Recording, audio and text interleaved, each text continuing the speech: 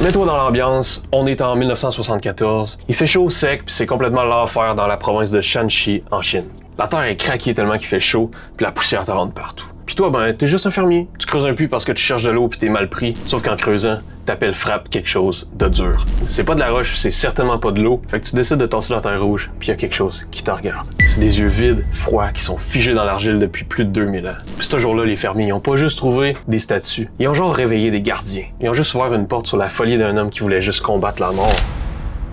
Bienvenue dans un des endroits les plus fascinants mais les plus creepy de la planète. Aujourd'hui, on descend dans la fosse, on va jaser de l'armée de terre cuite de l'empereur Qin Shi Huang de Xi'an en Chine et puis son tombeau maudit. Pour comprendre à quel point cette place-là est tordue, ben il faut comprendre les gars qui sont derrière tout ça. Qin Shi Huang, le premier empereur de Chine. Puis ce gars-là, c'était pas un enfant de cœur, c'était une machine puis un tyran complètement redoutable. Mais en fait, Qin Shi Huang, il a pas juste créé son armée de terre cuite, il a standardisé l'écriture, la monnaie même. Il a même parti la grande muraille de Chine, mais il a aussi fait brûler des livres et enterrer vivants des centaines d'érudits juste parce qu'ils étaient pas d'accord avec ces genres de principes puis ces façons de penser. Puis son plus grand ennemi là-dedans, c'était pas les armées voisines, non, c'était la mort. Puis ce gars-là, il en avait une peur bleue. Pour lui, mourir, c'était comme un échec. En gros, ça y prenait une armée pour aller faire la guerre dans l'au-delà. On a réussi à sortir 8000 soldats de ce tombeau-là, mais probablement qu'il reste encore des milliers d'autres qui sont cachés dans le noir puis qui attendent juste la lumière du jour.